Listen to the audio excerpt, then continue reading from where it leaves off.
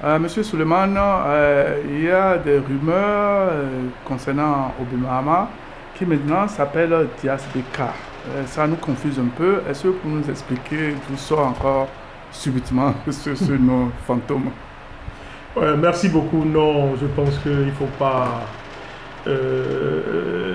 L'Obama est toujours l'Obama. Vous connaissez, vous êtes intellectuel là, avant de changer le nom d'une association, d'une organisation. Il faut une assemblée générale, il faut amender les statuts. Donc, je pense qu'il n'y a pas de débat sur cela. L'Obama n'a jamais changé de nom et cette affaire de la Diaz Beka, encore une fois, c'est ce que nous déplorons entre nous les Béninois. C'est une stratégie, si vous voulez, de certains individus qui sont décidés toujours à aller, si vous voulez, contre moi et à essayer de mettre cela dans la tête de certains, en particulier le président de l'Obama, pour dire, bon écoutez, si vous changez de nom, nous allons vous reconnaître, et etc. Donc en temps, bon, on a pour que les gens viennent, ils ont dit, bon, nous allons dire diaspora béninoise de la capitale, Obama. J'ai dit, non, écoute, non, tu ne peux pas faire quelque chose, tu es quand même un intellectuel.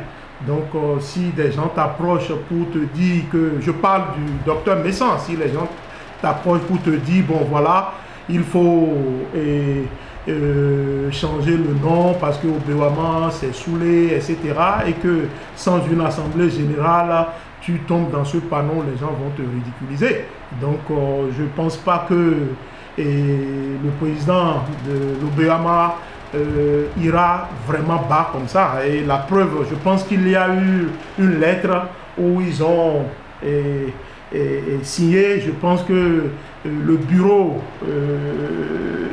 m'a contacté et je pense qu'il a dit qu'il n'est pas au courant de ça, que les gens ont mis son nom. Donc, je pense qu'il y a une manœuvre de déstabilisation, si vous voulez. Les gens veulent créer, si vous voulez, une zizanie, une confusion en notre sein parce que c'est une jeune organisation qui gagne en succès. Donc, et puisqu'il y a déjà, si vous voulez, cette attitude rebelle, si vous voulez, contre le président fondateur de l'Obama, donc il faut tout faire pour faire voler en éclats cette cohésion. Donc, c'est des manœuvres qui n'ont pas de sens.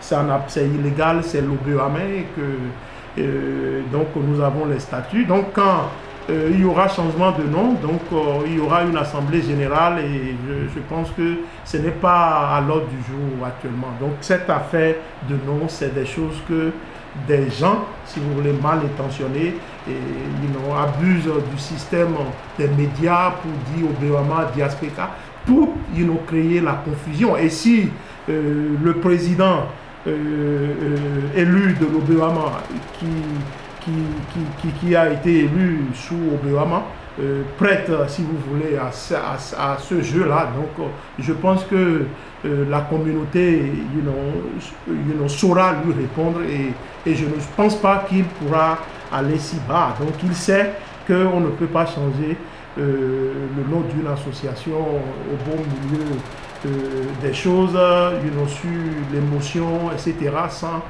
passer à une assemblée générale et sans passer à un procès verbal. Donc, cette affaire de Diaz Beka, tout ça là, c'est pratiquement ridicule.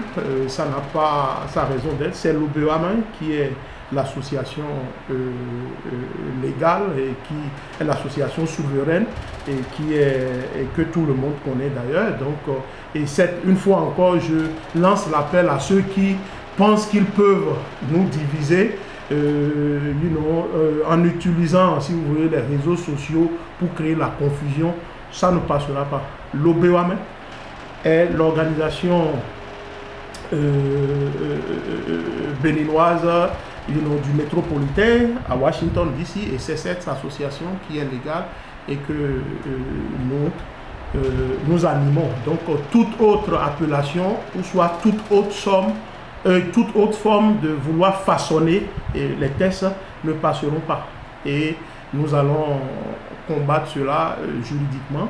Et donc, c'est tout. Donc, c'est tout ce que je peux dire. Donc, vous ne pouvez pas vraiment arrêter les gens d'écrire. Donc, ce qu'ils veulent. Mais c'est que s'ils écrivent, ils utilisent, si vous voulez, nos tests, nos statuts et nos logos. C'est en ce moment-là que nous allons essayer de faire appel à la justice. Donc, ne vous en faites pas. L'Oberamais n'a pas changé de nom et ne changera pas de nom de façon fantaisiste. Il appartient à une assemblée générale de décider. Donc, je rappelle encore que c'est des manœuvres, si vous voulez, de certains qui n'ont pas encore compris que le débat, si vous voulez, constructif n'est pas à ce niveau. Il faut une dignité dans la vie. Il faut être intègre et avoir une probité intellectuelle. Et c'est ça qui nous anime aujourd'hui. Donc, je vais, si vous voulez, je peux dire un mot de fin. Et donc, mon mot de fin, c'est vraiment ce que nous avons fait aujourd'hui est très important, si vous voulez, pour la diaspora ici. Et donc, nous sommes en train de vouloir créer ce que j'appelle une sorte d'interface pour essayer de matérialiser le dialogue, et essayer de permettre à l'ambassade de travailler avec une structure. Donc on n'a pas besoin, si vous voulez, de fédérer tout de suite les deux associations. Ce n'est pas ça notre démarche. Donc, et je rappelle au président de Baltimore de ne pas tomber dans ce piège de certains. Parce qu'au fait, Baltimore, on n'a pas de problème avec Baltimore. Le problème ici, c'est au niveau de Washington. Si nous avons décidé de faire appel à Baltimore, c'est toujours dans un esprit de rassemblement. La preuve, monsieur, il y a une délégation de New York qui est arrivée en tant qu'observateur. Donc aujourd'hui, maintenant, on envoie, on déforme la réalité, on appelle le président de Baltimore pour dire que, bon, voilà, le bureau fédéral et M. Aruna veulent dissoudre les associations. C'est faux. Je dis encore que c'est faux. Ce n'est pas ça la démarche. Et c'est pour ça que je regrette pratiquement la démarche de M. Béton Moril, qui vraiment est en train de faire beaucoup de bruit. Mais il n'y a pas une substance dans ce qu'il est en train de dire. Et je le prie vraiment de nous laisser travailler et dans cette nouvelle renaissance, dans cette refondation de ce que nous voulons faire. Donc, et c'est pour ça que j'ai dit que mes prises de position n'ont jamais été personnelles. Et quand toutes les lettres ouvertes que j'ai envoyées à l'ambassade, rien n'est personnel dans ça. Donc, c'est pratiquement dans un groupe, il faut quelqu'un pour oser. Il faut quelqu'un qui a le courage et dit la vérité et dénoncer. Et c'est pratiquement, le bon Dieu m'a donné cette rhétorique où j'anticipe les choses et je dis ce que je pense. C'est tout. Aujourd'hui, l'ambassadeur est ouvert au dialogue et s'implique vraiment pour que nous ayons une certaine unité ici. Pourquoi ne pas abonder dans ce sens?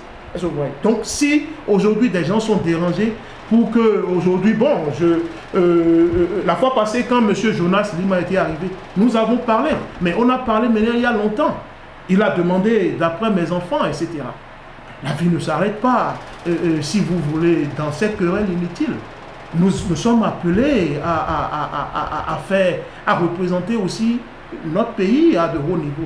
Donc il faudrait que nous montrons une image de responsable. Je suis d'accord, la vérité est amère, mais on est obligé de dire la vérité pour avancer.